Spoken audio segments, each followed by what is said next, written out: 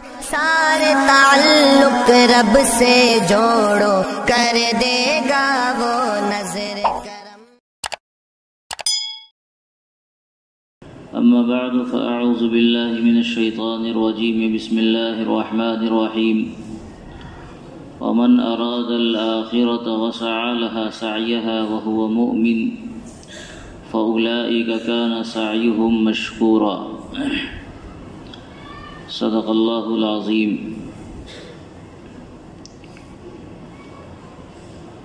اللہ رب العزت نے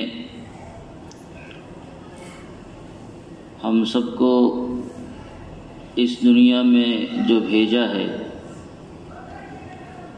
اس کا بڑا مقصد یہ ہے کہ یہاں رہ کر ہم آخرت کی تیاری کریں، اور جو اصل زندگی ہے آخرت کی زندگی، اس کے لیے، اس کو کامیاب بنانے کے لیے اللہ رب العزت کے احکام کی فرما برداری کی جائے، اس کی اطاعت کی جائے، اور یہاں رہ کر اپنی جنت بنائی جائے۔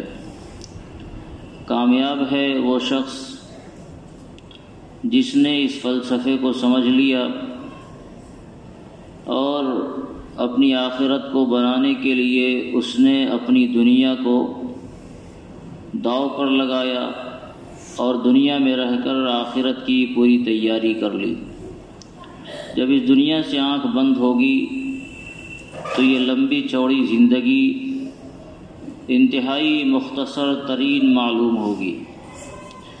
کل قیامت کے دن جب ہم سے پوچھا جائے گا کتنے دن دنیا میں رہے، تو ہماری طرف سے جواب ہوگا کہ صبح کی کوئی گھڑی تھی یا شام کی کوئی گھڑی تھی جو ہمیں ملی اور پھر وہ گھڑی ختم ہو گئی۔ لم یلبسوا الا عشیۃ او ضحاھا، قرآن کریم نے کہا ہے جو دنیا آج اتنی بڑی معلوم ہوتی ہے اور جس دنیا کے لیے ہم لوگ اتنے بے چین ہیں، یہ زندگی اصل آخرت کی تیاری کے لیے، اور ہماری ذمہ داری ہے کہ اس دنیا میں رہ کر اپنی آخرت کو بناویں۔ لیکن ہم انسان جو اصل زندگی تھی اس کو تو بھول گئے، جس پر محنت کرنی تھی ہمیں، جس کے لیے ہمیں پیدا کیا گیا، جس کے لیے ہمیں کام کرنا تھا، وہ تو ہم بھول گئے، اور جو ہماری ضرورت تھی اس ضرورت کو ہم نے اپنا مقصد بنا لیا۔ آدمی آخرت کے مقابلے میں دنیا کو ایسا اوڑھنا بچھونا بنا لیا کہ آخرت سے بالکل ہی غافل ہو چلا ہے۔ اللہ رب العزت کا یہ نظام نہیں ہے، ورنہ اللہ تعالیٰ آخرت کے احوال اگر دنیا والوں پر منکشف کر دیتے، قبر میں مردوں کے ساتھ کیا ہو رہا ہے، جو میت ہمارے سامنے پڑی ہوئی ہے ان کے حالات کیسے ہیں، اگر یہ اللہ تعالیٰ کی طرف سے ان رازوں سے پردہ اٹھا دیا جاتا تو پھر مردوں کو دفنانا دشوار ہوتا۔ کسی بندے میں اتنی ہمت نہیں ہوتی کہ وہ کسی مردے کو قبرستان لے جائے، قبر میں اتارے اور اسے قبر میں رکھے، اتنی ہمت کسی میں نہیں ہوتی۔ لیکن ہماری صورتحال یہ ہے کہ اللہ تعالیٰ نے خاص ستاری کا معاملہ فرمایا اور آخرت کے احوال ہم پر منکشف نہیں فرمائے تاکہ ہماری پریشانیاں نہ بڑھیں۔ لیکن اس کا یہ مطلب نہیں ہے کہ آدمی آخرت سے اتنا زیادہ غافل ہو جائے کہ اس کا کوئی دھیان، اس کا کوئی تصور زندگی کے کسی لمحے میں ہمیں نہیں آوے۔ آقا صلی اللہ علیہ وسلم نے ارشاد فرمایا تھا جو میں جانتا ہوں وہ تم جانتے تو تمہاری ہنسی بند ہو جاتی، بہت زیادہ تم روتے۔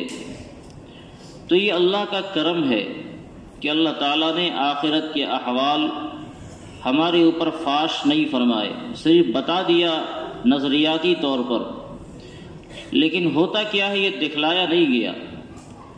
لیکن اس سے اپنے آپ کو غافل ہونا انتہائی غیر مناسب ہوگا۔ ایک مسلمان بالکل غیروں کی طرح ایسی زندگی گزارتا ہے کہ اس کے اعمال سے، اس کے کردار سے، بلکہ اس کی بولیوں سے کہیں سے یہ نہیں پتہ چلتا کہ یہ بندہ آخرت کے اوپر بھی ایمان رکھتا ہے۔ ایمان والے کا ایک اہم عقیدہ آخرت ہے، اور ہر وقت اس کا استحضار اسے ہونا چاہیے، ہر وقت اس کا دھیان اسے ہونا چاہیے۔ قرآن کریم نے جگہ جگہ آخرت کے تصور کو جگایا ہے، اور جگہ جگہ لوگوں کو یہ بتایا ہے کہ تمہاری موت آنے والی ہے، اس دن کے لیے تم چوکنا رہو، پھر موت کے بعد تمہارا اللہ کے دربار میں حساب ہونے والا ہے، اس حساب کے لیے اپنے آپ کو تیار رکھو۔ لیکن اس کے باوجود بھی اگر کوئی بندہ آخرت سے اتنا غافل ہو جائے کہ اس کی وجہ سے ذرہ برابر بھی کوئی تیاری کی نوبت نہیں آوے، بس ایک دنیا کی روش کی طرح ہم بھی چل رہے ہیں، مسلمان ہیں تو ٹھیک ہے، جمعہ کی نماز پڑھ لیا، کبھی جنازے میں شریک ہو گئے، کبھی توفیق ملی تو کوئی ایک آدھ نماز پڑھ لیا، نہیں پڑھا، کوئی مسئلہ نہیں، کوئی جو نہ رہ گیا ہمارے اوپر، تو یہ زندگی یقیناً اچھی نہیں ہے۔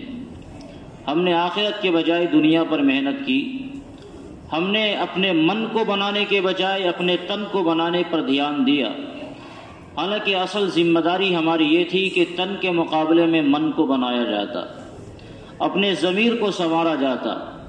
اس جسم کو سنوارنے کے بجائے آدمی اپنی ضمیر کو سنوارے، اپنے دل کو سنوارے اور دل پر محنت کرے، یہ ہماری اصل ذمہ داری تھی۔ یہ عجیب اتفاق ہے کہ جو چہرہ انسان دیکھتا ہے اس چہرے کو بنانے اور سنوارنے کے لیے نہ جانے ہم کتنی قربانیاں دیتے ہیں، بار بار آئینوں کے سامنے آتے ہیں، چہروں پر مختلف قسم کے غازوں کا استعمال ہوتا ہے، اس کی صفائی کرتے ہیں۔ انسان جو چہرہ دیکھے اس کو بنانے کے لیے ہماری فکریں اتنی ہو، لیکن جو دل اللہ رب العزت دیکھتے ہیں اس کو بنانے اور اس کو سنوارنے کے لیے کوئی فکر نہیں ہو، تو یہ افسوس کا مقام ہے۔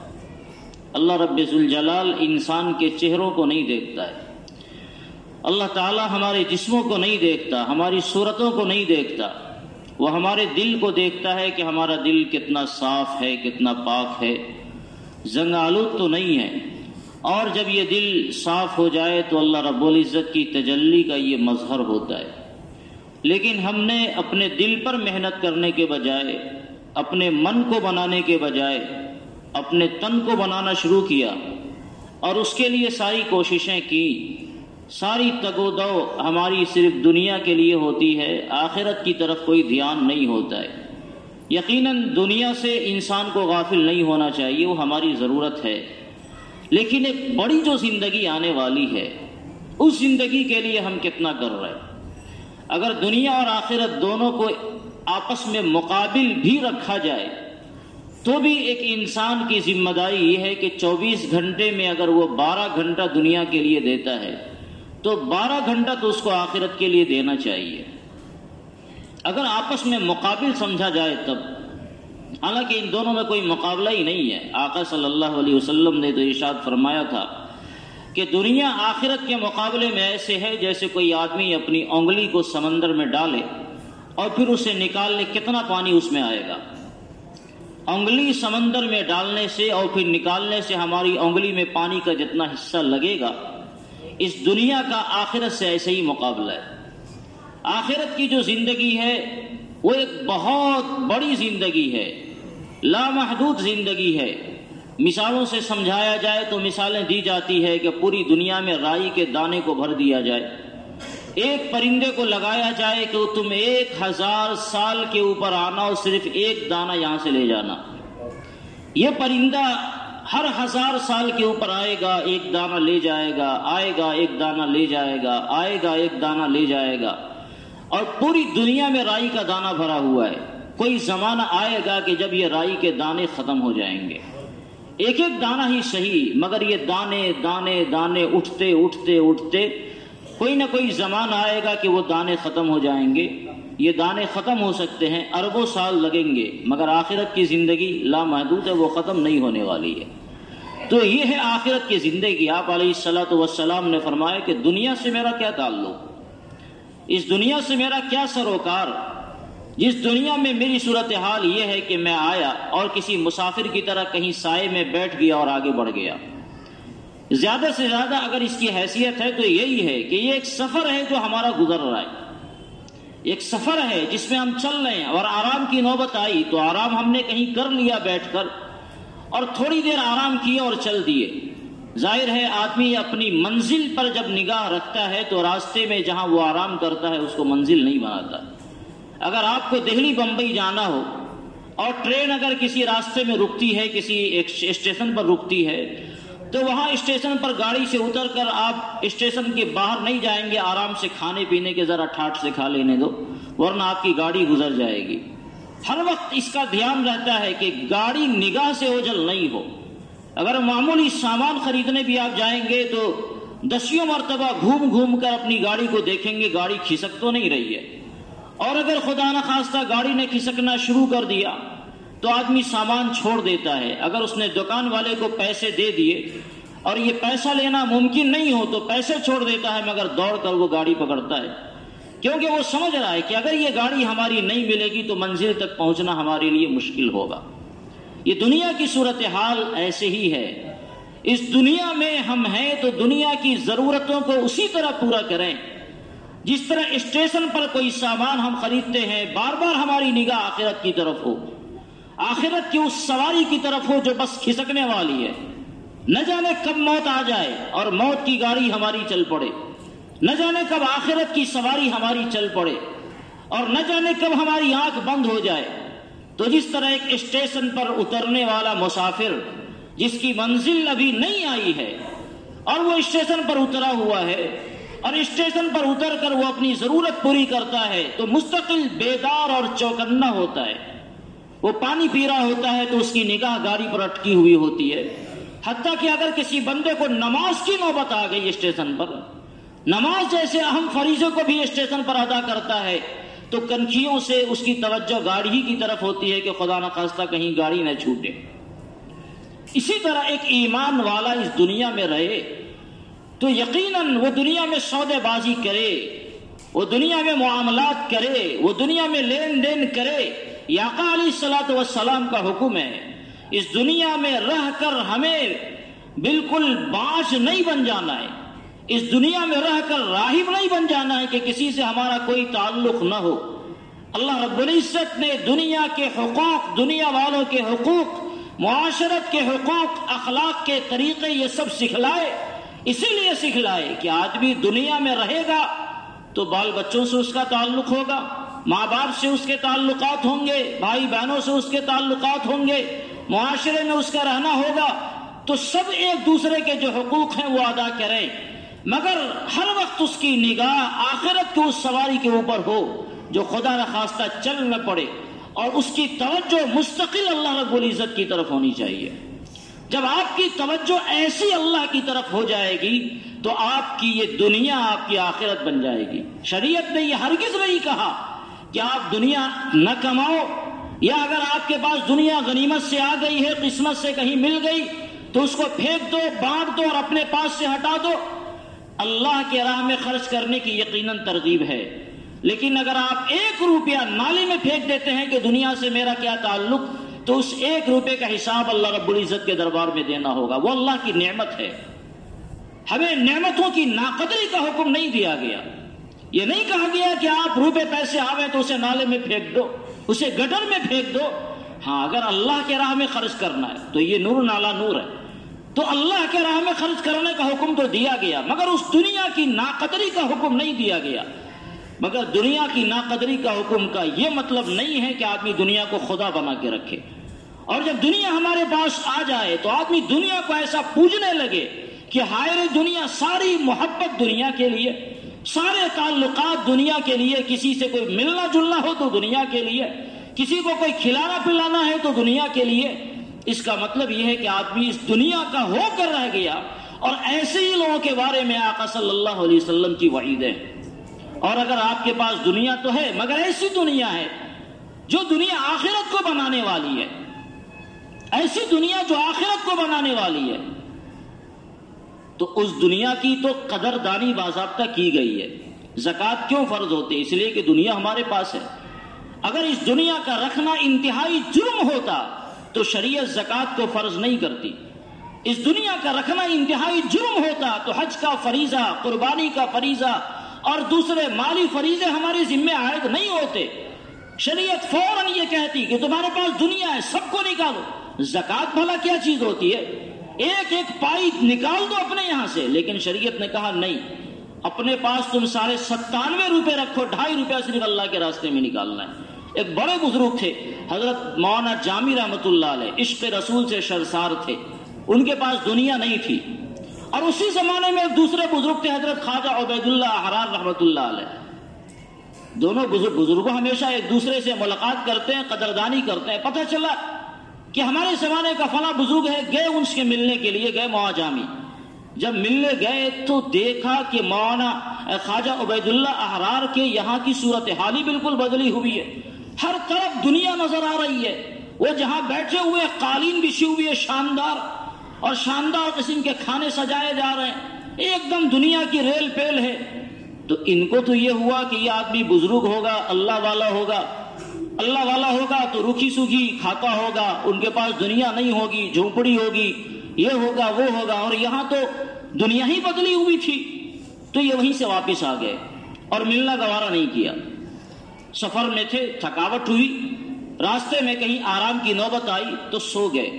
بڑے بزرگ تھے مولانا جامی رحمۃ اللہ علیہ. عشق رسول اللہ رب العزت نے واقعی انہیں نوازا تھا اور عجیب عجیب عشقیہ اشعار کہے ہیں انہوں نے. سو گئے تو خواب دیکھا کہ قیامت قائم ہوئی ہے اور یہ پریشان ہے، اور ان کے آگے پیچھے مانگنے والوں کی ایک لمبی قطار ہے. سب چاہ رہے ہیں کہ میرا آپ حق دیجئے، اور ان کے پاس دینے کو ہے نہیں. جتنی نیکیاں ہیں اگر یہ سب نیکیاں بھی بانٹ دیں تو بھی سب کے حق ادا نہیں ہوں گے. یہ صورتحال تھی. خواب دیکھ رہے، اتنے میں دیکھا کہ خواجہ عبید اللہ گھوڑے پر سوار اور ان کے پیچھے ایک بڑا مجمع ان کے مریدوں کا، ان کے عقیدت مندوں کا، ان کے چاہنے والوں کا آ رہا ہے. انہوں نے دیکھا کہ ایک بڑے بزرگ اس طرح پریشان ہیں تو انہوں نے پوچھا بھائی ان کا ماجرا کیا، ان سے پوچھو کیا معاملہ ہے، کیوں ان کے پاس بھیڑ لگی ہوئی ہے.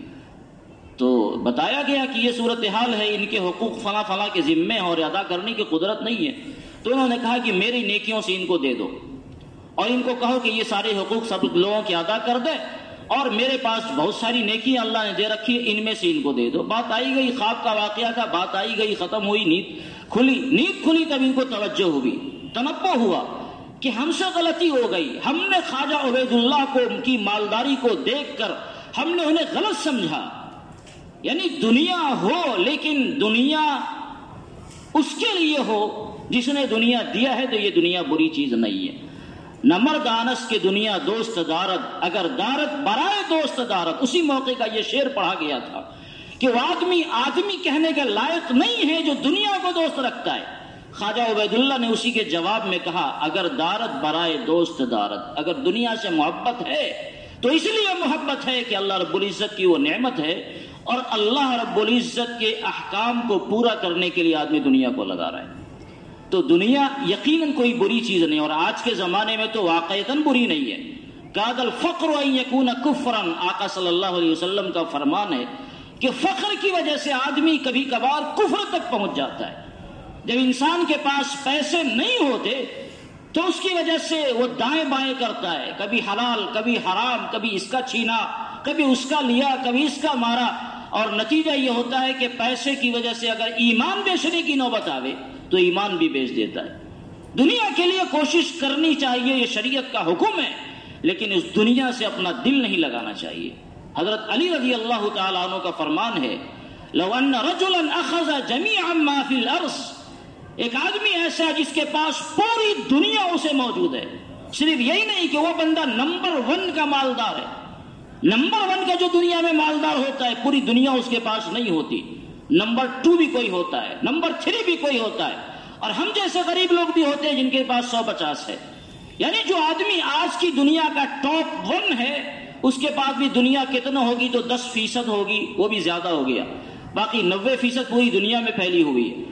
لیکن حضرت علی فرماتے ہیں کہ اگر کوئی آدمی دنیا کا اتنا بڑا مالدار ہو جائے کہ ساری دنیا اکیلے وہ مالک ہو جائے، لیکن اس کے ساتھ اس دنیا سے وہ دل نہیں لگاتا بلکہ اس دنیا کو اللہ کی رضا میں خرچ کرتا ہے، اراد بہ وجہ اللہ، اس دنیا سے اس لیے اس نے دل لگایا کہ اللہ نے دیا تو اس نے لے لیا، اور لیا تو اس دنیا سے محبت نہیں کر رہا ہے، دنیا کی وجہ سے تکبر نہیں کر رہا ہے، دنیا کی وجہ سے اتراتا نہیں ہے، دنیا کی وجہ سے لوگوں کو دھتکارتا نہیں ہے، کسی کو حقیر نگاہوں سے نہیں دیکھتا، بلکہ اللہ کی رضا وہ چاہ رہا ہے۔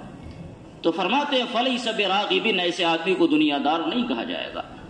تو دنیا کی محبت کو ختم کرنا مقصود ہے، اور دنیا کی محبت کے ختم کرنے کا مقصد یہ ہے کہ آدمی دنیا کو حلال طریقے سے کماوے اور حلال طریقے سے اس کو خرچ کرے، اور یہ سب کا سب اللہ رب العزت کی رضا کے لیے ہو۔ سیدنا ایوب علیہ السلام، صبر ایوب بڑا مشہور ہے۔ حضرت ایوب علیہ السلام پر جب حالات آئے اور پھر حالات کو اللہ تعالیٰ نے پلٹا، ساری نعمتیں انہیں دوبارہ مل گئی، جو اولاد ختم ہو گئے تھے بعض روایت کے مطابق انہی اولاد کو اللہ تعالیٰ نے دوبارہ زندہ فرما دیا، جتنی نعمتیں ملی تھی وہ ساری نعمتیں ملی، اور سب کچھ اولاد کی نعمت دوبارہ مل گئی، مال و دولت کی نعمت دوبارہ مل گئی، اور سب کچھ ملنے کے بعد ایک دن غسل خانے میں نہا رہے تھے تو سونے کے پرندے اوپر سے گرنے لگے، اللہ تعالیٰ کی طرف سے انعام ہوا مزید، اور سونے کے پرندے، سونے کی تتلیاں آئی اور نہا رہے ہیں، اور اوپر سے یہ گرنا برسنا شروع ہو گیا، تو انہوں نے نہانا چھوڑ کر اس سب کو سمیٹنا شروع کیا۔ تو حضرت ایوب علیہ السلام کو اللہ رب العزت کا خطاب ہوا، ایوب کیا تمہیں اب بھی اس کی ضرورت ہے؟ میں نے تمہیں اتنا نہیں دے دیا کہ تمہیں بے نیاز کر دیا ہو؟ تو حضرت ایوب علیہ السلام نے فرمایا کہ یا اللہ، آپ کی نعمتوں سے بھلا کون بے نیاز ہو سکتا ہے؟ یہ اگر آپ کی نعمت ہے، آپ نے عطا فرمائی ہے، حرام طریقے سے ہم نے اس کو نہیں حاصل کیا، اگر حرام سے حاصل کیا ہوتا تو یقیناً یہ ہمارے لیے بہت بڑی نعمت ہوتی۔ اگر انسان دنیا سے دل لگاتا ہے یا دنیا کو حرام طریقے سے حاصل کرتا ہے، تو آقا علیہ السلام نے ارشاد فرمایا کہ کل قیامت کے دن اس دنیا کو ایک بوڑھی عورت کی شکل میں لایا جائے گا۔ ایک تو بوڑھی عورت ایسے ہی وہ کسی لائق نہیں رہتی، اس کے علاوہ وہ انتہائی بدصورت ہوگی، اس کے بال بکھرے ہوئے ہوں گے، اس کا چہرہ انتہائی بدصورت ہوگا، اور اس کے 2 دانت سامنے سے نکلے ہوئے ہوں گے، یعنی بدصورتی کی ساری علامتیں اس عورت کے اوپر موجود ہے۔ تھوڑی سی جوانی ہوتی تو آدمی چاہتا، یہاں تو جوانی بھی نہیں ہے، جوانی ڈھل چکی، بوڑھا ہو جائے تھوڑا سا حسن ہو تو کم سے کم آدمی کوئی بوڑھا آدمی ہی چاہے، یا حسن نام کی کوئی چیز نہیں ہے، سارے بال بکھرے پڑے، کپڑا غبار آلود ہے، دانت باہر نکلا ہوا ہے، تو ایسے آدمی کو کوئی ناکار آدمی بھی نہیں چاہے گا۔ اللہ کے دربار میں اس عورت کو لایا جائے گا اور دنیا داروں سے پوچھا جائے گا پہچان دو یہ کون ہے، تو لوگ پہچاننے سے انکار کر جائیں گے، تو کہا جائے گا یہ وہی دنیا ہے جس کی وجہ سے تم دنیا میں آپس میں ایک دوسروں سے لڑائی کرتے تھے، ایک دوسروں کو مارتے تھے، ایک دوسروں سے حسد کرتے تھے، اور اس کی وجہ سے تم بخالت کرتے تھے۔ یہ دنیا ہے، دیکھ لو اس دنیا کا انجام کیا ہے۔ اور پھر اس دنیا کو جہنم میں، اس بوڑھی عورت کو جہنم میں پھینکا جائے گا، تو یہ بوڑھی عورت جہنم سے چلائے گی آپ اکیلے مجھے پھینک رہے، میرے چاہنے والے، میرے اتباع کرنے والے، میرے پیچھے پیچھے دوڑ بھاگ کرنے والے کہاں ہیں؟ ان کو بھی میرے ساتھ کیجئے۔ تو اللہ کی طرف سے حکم ہوگا جو لوگ دنیا کے پیچھے پیچھے چلتے تھے اور دنیا کو اپنا محبوب بنا رکھا تھا، ان کو بھی اسی کے پیچھے ڈال دو، اور سب کو جہنم میں ڈالا جائے گا۔ تو یہ دنیا کی محبت جس کی وجہ سے آدمی آخرت سے اتنا غافل ہو جائے کہ آخرت کا دھیان نہ آوے، آخرت کا خیال نہیں آوے، موت کا خوف اسے نہیں ہو، موت کا ذرہ برابر یاد اس کو نہیں آوے، اللہ رب العزت کی نافرمانی میں جو زندگی گزرے، یہ دنیا یقیناً انتہائی مذموم ہے، اور یہ دنیا ہمارے لیے وبال جان ہے۔ ورنہ آدمی دنیا میں محنت کرے، لیکن اس لیے محنت کرے کہ وہ اللہ کی رضا اس کو چاہیے، تو یہ دنیا ہمارے لیے آخرت کا ذریعہ بنے گی، اور یہی دنیا ہمارے لیے اللہ رب العزت کی رضا کا ذریعہ بنے گی۔ کہنا یہ ہے کہ اپنی آخرت کی زندگی کو سنواریں۔ آخرت سے ہم لوگ جتنے غافل ہو چکے ہیں، یقیناً یہ اچھی چیز نہیں ہے۔